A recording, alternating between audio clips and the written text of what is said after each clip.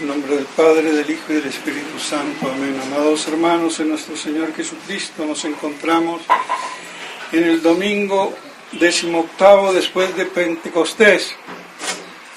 Pero antes de comentar el pasaje del Evangelio de hoy, y también, si da tiempo, la epístola, que es eminentemente apocalíptica,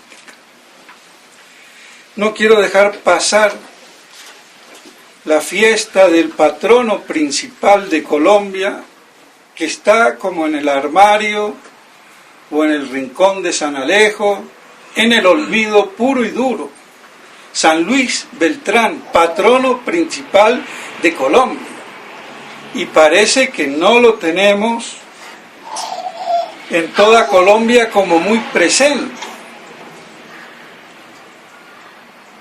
Y es una figura del tamaño de un San Vicente Ferrer, al punto que eran familiares. Se puede decir que fue su tío tatarabuelo, si bien sacando las cuentas, porque la abuela paterna de San Luis Beltrán era sobrina de San Vicente Ferrer.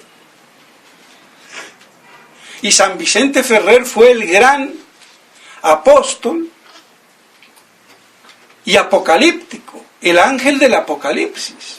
Él mismo lo dijo y lo corroboró con los milagros que hizo. Resucitando, si mal no recuerdo, en Salamanca a una mujer que falleció. Cuando la gente dijo, ¿cómo? ¿El ángel del Apocalipsis?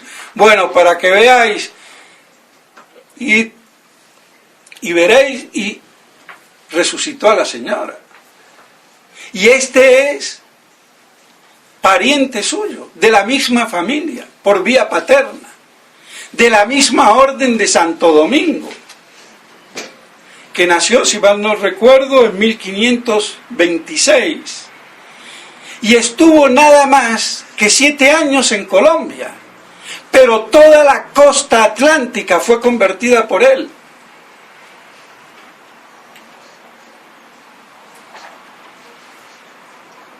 Llegó a ser nombrado prior de Bogotá, del convento dominico, pero a mitad de camino, por ahí en Puerto Nare, le llega la noticia que se tenía que volver a Valencia. Pero la cantidad de milagros que hizo, lo que hay hoy de catolicismo en toda la costa atlántica, desde Panamá hasta La Guajira, fue él.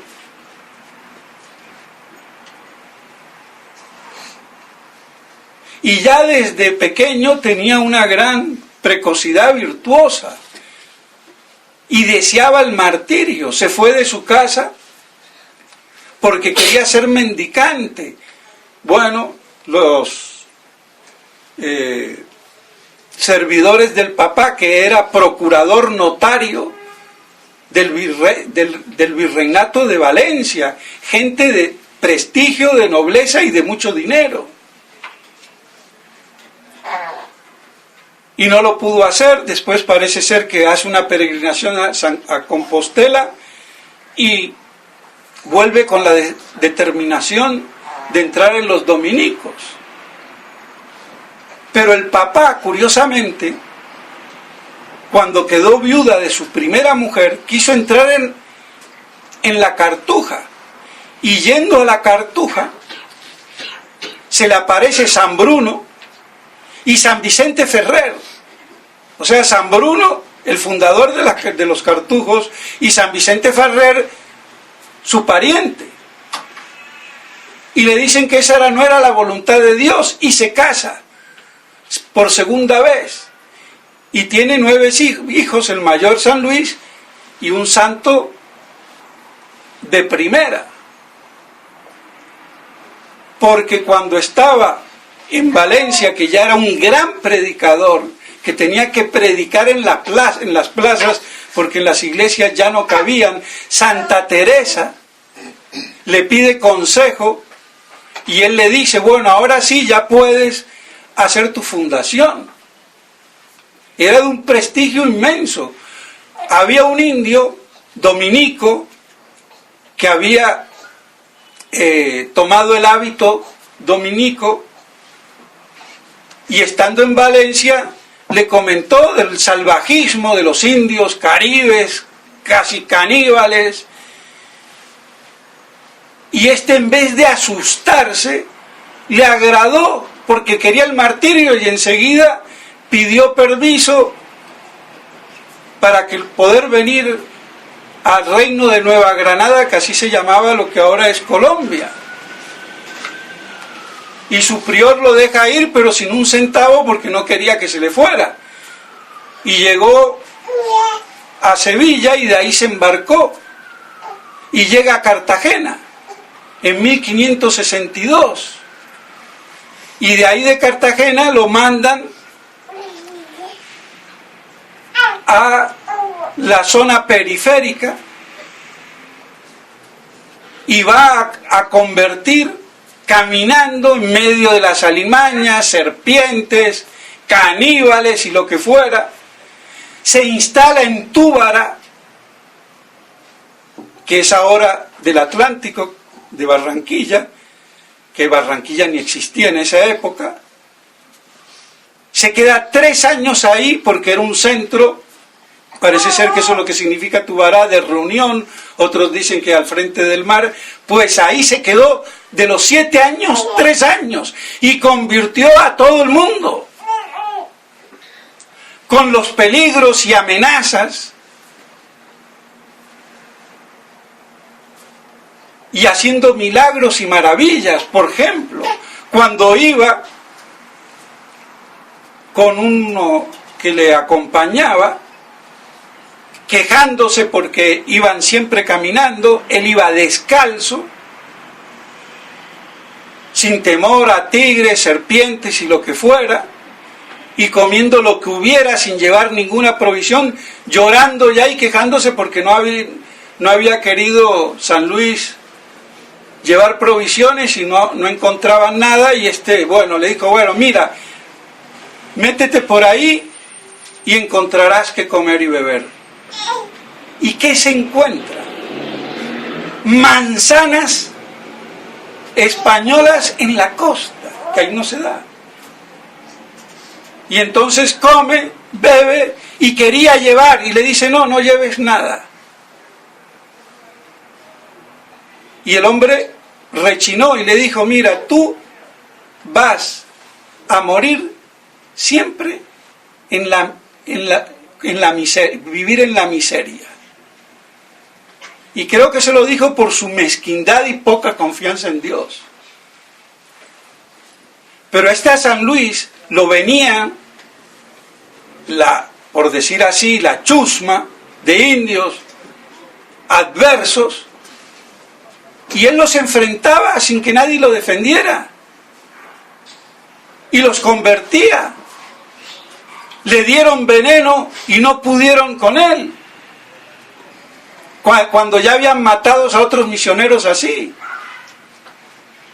Un cacique de por ahí, no sé si fue en Santa Marta ahí o donde fuera, le dice que si es capaz de tomarse el veneno que él le va a dar, él creerá. Y le dijo, si cumples tu palabra de que verdaderamente es así, lo tomo. Y se lo tomó. Y después, ¿qué hizo? Convirtió comenzó a bautizar a los que había convertido. En otra parte, en la ciénaga de Manzanillo, camina sobre las aguas. Otro cacique le dice, al oírlo predicar de la cruz, que era la cruz, que la quería ver, abraza un árbol y queda ahí estampada la cruz en relieve. Estando en Túbara, de pronto dice, hay que ir, se está ahogando una persona que es amiga, pero podemos socorrerla. Cogió ropa, alimentos y fueron. Y lo llamó por su nombre, era un amigo de Valencia que venía, y habían naufragado, y él hacía 2 días que estaba a la deriva, hasta que vio tierra, ha sido una tabla, y lo rescatan a instancias de San Luis. más milagros. Un encomendero parece que con el arcabuz le va a dar un tiro y ¿qué pasa? El arcabuz se le vuelve un 8 y queda en forma de cruz. Entonces, una cantidad de milagros que eso confirmaba la santidad que tenía y la fama que tenía.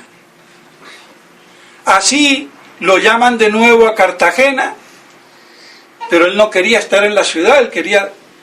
Pero bueno, de ahí lo mandan a Urabá, a Portobelo, en Panamá. O sea que se recorrió toda la costa atlántica caribe de Colombia y la convirtió.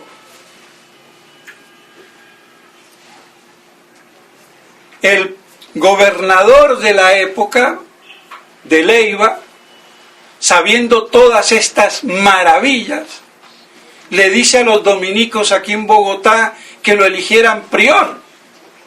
Y lo eligen prior y él no quería, pero bueno, le tocó obedecer. Y cuando se venía a la altura de Puerto Nare, lo alcanza una embarcación para decirle que se volviera porque lo mandaban a llamar de nuevo al convento de Valencia y se vuelve. Y así entonces lo que duró son 7 años, pero de una grandeza tan increíble que dicen que convirtió, no sé si a 15.000, algunos dicen que en un día, creo yo que en un día bautizar, convertir puede ser, pero bautizar 15.000 personas, pero por otro lado 2.000, por otro lado 4.000, mejor dicho, comparable a lo que hizo, por ejemplo, San Javier, allá en la India, en la China, San Francisco Javier. Entonces vemos la importancia de este hombre y nosotros ni sabemos a veces que es uno de los patronos principales de Colombia. Entonces, pues que no lo olvidemos y lo invoquemos. Y la conexión con San Vicente Ferrer, su pariente, porque su abuela, como dije, era sobrina de San Vicente Ferrer, paterna, y de la Orden de Santo Domingo. La orden que yo diría para mí la más excelsa, porque tenía el afán de difundir la sana doctrina, porque sin sana doctrina no hay nada, todo se derrumba, y eso es lo que hoy está en juego, la sana doctrina. Por eso la gran obra de Santo Domingo Guzmán, Santo Tomás, gloria insuperable de esa sana doctrina. Entonces Colombia tiene una bendición especial bajo la impronta de Santo Domingo, del cual San Luis Beltrán era uno de sus discípulos. Y eso nos conecta con el gran apóstol apocalíptico de Vicente Ferrer. Quizás por eso en Colombia estoy yo como un garante de esa sana doctrina en la veneración a Santo Tomás y al Apocalipsis. Podrá parecer a chino. Y encima de la costa, porque este señor no solamente estuvo en Tubará, en Baranoa, poblaciones de lo que hoy es el Atlántico alrededor de Barranquilla, y llegó hasta Santa Marta y La Guajira, y eso en 7 años. Entonces vean la importancia que tiene este santo patrón, y para mí personalmente me parece que es providencial, porque hoy lo que hace falta es mantener esa doctrina. que es la que está claudicante y que muchos quieren defender pero no saben cómo, o la defienden mal. Y vaya si aquí en Colombia no pasa. Por ejemplo, hay que decirlo, un Café con Galat. A Galat le pasó eso. A Rafael Arango, la misma cosa, tiene una tirria contra la obra de Monseñor Lefebvre.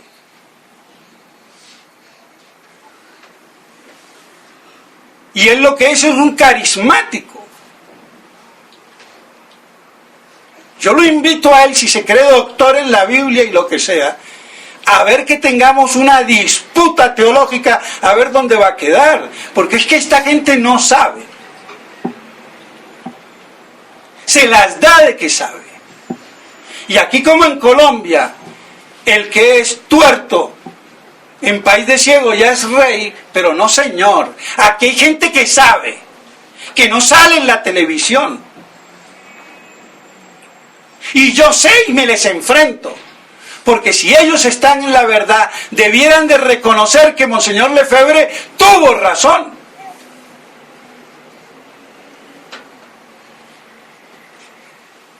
Así que espero que queden las cosas claras.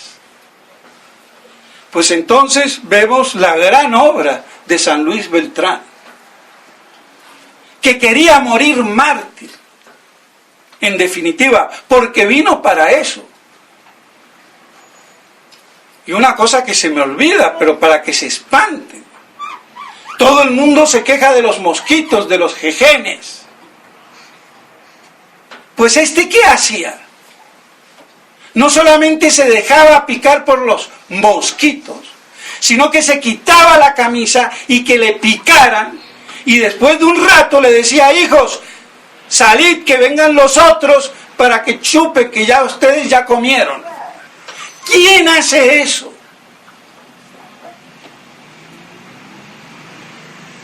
Y muchas veces lo hacía con el fin de querer convertir a alguien.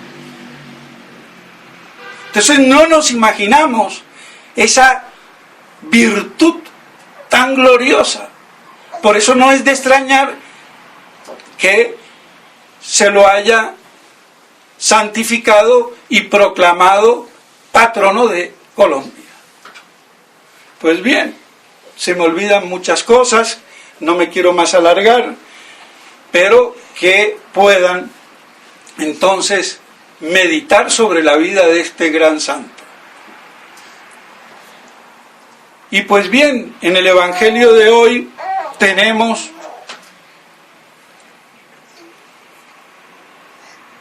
nuestro Señor que cura al paralítico, y viendo la mala voluntad en su corazón de los escribas, que no se atrevieron a decir nada, pensando mal blasfema. ¿Y por qué pensáis mal en vuestros corazones? ¿Qué es más fácil decir? Levántate, tus pecados te son perdonados, o levántate y anda. Bueno, la cuestión, como dice el padre Castellani, es hacer las dos cosas, ¿no? ¿Y quién perdona los pecados sino Dios? Y para que veáis que el Hijo del Hombre tiene el poder, levanta y ándate. El Hijo del Hombre. Esto al padre Castellani se le pasa un poco, porque él dice que aquí está la primera afirmación de la divinidad de nuestro Señor,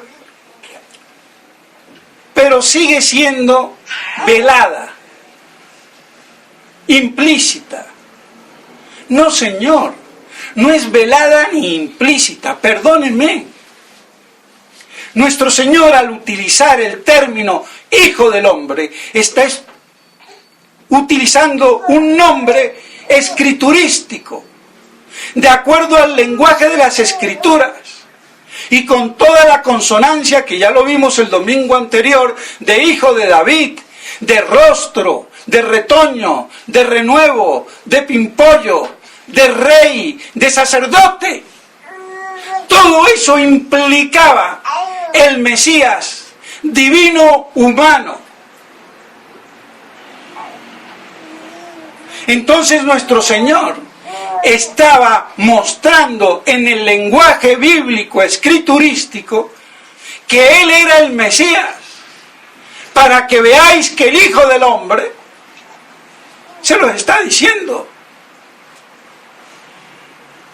Pero eso es como el que no sabe de matemáticas, que le hablen del teorema de Pitágoras. Me está hablando en chino, pero el que sabe un poquito de matemáticas sabe que es el teorema de Pitágoras. O que los tres ángulos de un triángulo forman dos rectos. Será chino para el que vende allá, no sé, pepinos en el mercado. Pero para el que sabe un poquito, le está diciendo claro. Entonces, no hay que dejar aquí pasar esa incongruencia para no darle duro al Padre, en el cual yo me baso muchísimo. Pero no puede uno también caer en esa ambigüedad. Y además, le está diciendo lo que piensan. ¿Por qué pensáis en tu corazón así? Y ya el Salmo 107, creo que es, o 77, bueno, o 17 ya con los 7, bueno. Pero si me preguntan después, se lo puedo citar.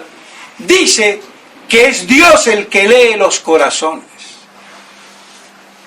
Entonces, diciéndoles lo que están pensando, y encima el Hijo del Hombre les está diciendo claro. No le está diciendo de manera velada. Será velada para los gentiles que estarían por ahí, si habría alguno. Pero para los judíos y para los escribas, de entre ellos los doctores judíos, el tema estaba clarísimo. Y claro, la gente se maravillaba al ver después el milagro. Pero ahí está comprobada la divinidad escriturísticamente de nuestro Señor, y no solamente velado. Que ahí es donde está un poco la incongruencia, la inconsistencia del padre Castelán. Porque bueno, y creo que queda clarísimo con el atribuirse el nombre de Hijo del Hombre, que ya vimos, y no lo voy a repetir todo lo del domingo pasado, de toda la implicancia que tenía el Mesías, el Hijo de David, el Hijo del Hombre.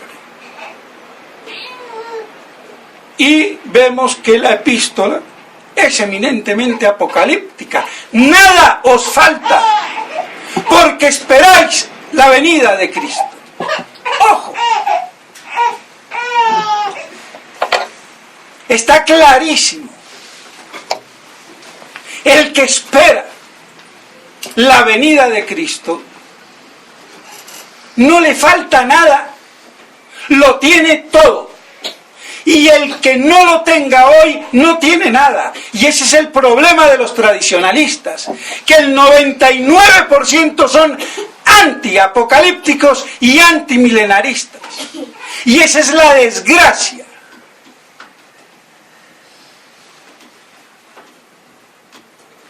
Así de claro y así de duro. Y ese fue el gran error de Monseñor Lefebvre, hay que decirlo. O la gran inconsistencia de Monseñor Lefebvre, que no vio el carácter apocalíptico de la crisis. Cuando lo vio y que lo dijo, ya era tarde y no lo subrayó. Ahí el problema. ¿Y por qué me atrevo a hablar así? Porque yo sufrí mucho en el seminario por eso.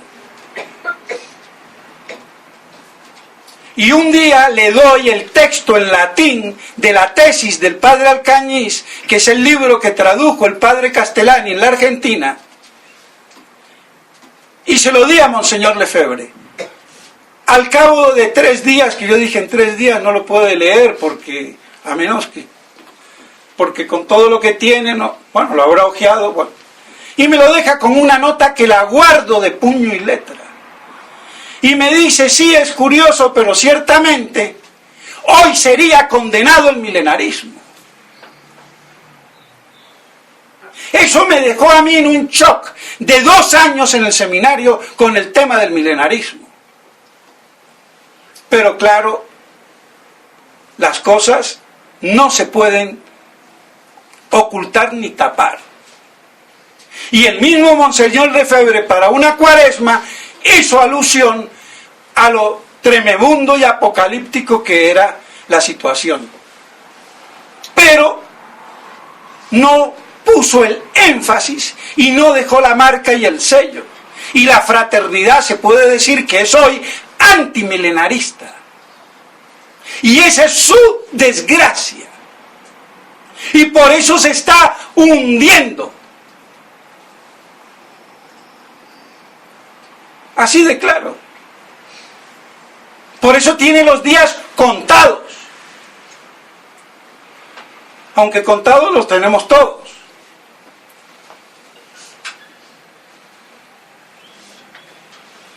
Pero ahí está el problema. Y por eso el padre Castellani proféticamente dijo: los que esperan y los que no esperan la parusía. Eso va a ser el agua divisoria.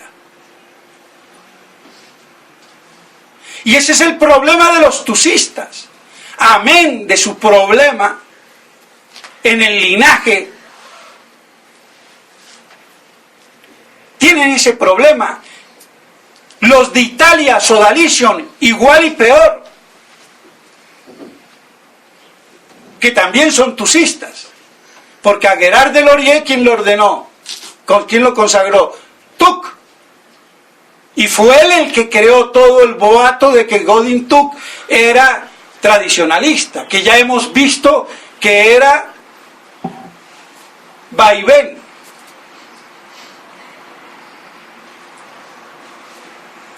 Entonces, las cosas como son. Y que conculcan. Ricosa y compañía conculcan la Salet por la parte que tiene de apocalíptico. Fíjense hasta dónde va. Entonces, mis estimados hermanos, la epístola de hoy nos está diciendo que nada nos falta. Y lo voy a leer porque es que no puede ser que estas cosas pasen desapercibidas. Y no nos olvidemos de nuestro santo patrono, que es familiar de San Vicente Ferrer, el gran apocalíptico que había en el siglo XIV.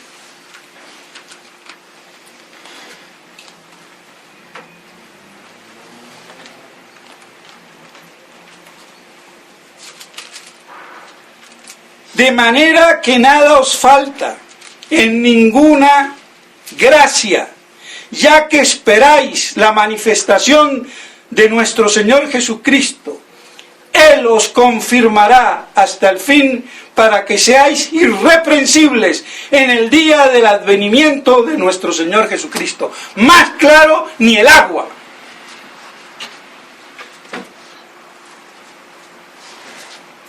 Entonces, mis estimados hermanos, conservemos la tradición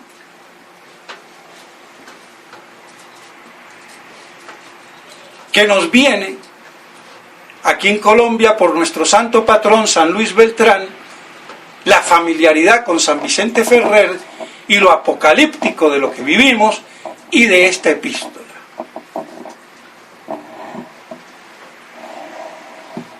porque es la única manera de perseverar, y no como cree Pagliarani, ahora sucesor de Monseñor Felé, que es yendo a Roma a que nos den certificados de buena conducta diciendo que somos católicos, si son unos herejes. Si hasta el mismo Galat llegó a reconocer a Francisco como un usurpador, y el mismo Arango. Claro que para ellos sigue siendo Benedicto XVI el Papa, pero ¿Papa de qué? Si es igual de hereje. Y Juan Pablo II, ¿qué? Si fue igual de hereje. Y Pablo VI, ¿qué? Si fue igualmente hereje. Es que el problema no comienza con Francisquito. Se están desayunando con Francisquito en su supina ignorancia.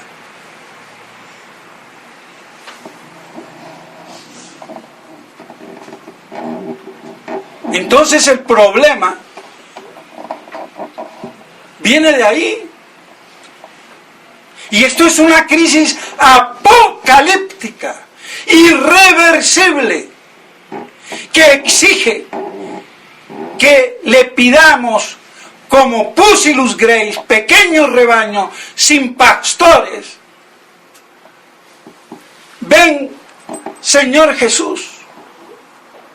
Esto ya no aguanta más, abrevia. Roma es la cátedra del anticristo. Lo dice la Saler. Entonces no busquemos subterfugios, ni busquemos certificados estúpidos. Y ninguna gracia nos falta si esperamos la venida de Cristo. Punto. Creer o reventar. Entonces, mis estimados hermanos, creamos. Y si me quiere salir algún chimpancé de docto, lo acepto. Si quiere el debate inteligente y teológico, exegético, doctrinal. Porque yo no soy sacerdote de medio pelo. Sé dónde estoy parado. Y sé por qué digo lo que digo. Y lo pruebo. Entonces, un poquito de respeto. Y el que quiera salir a la palestra, en buena hora.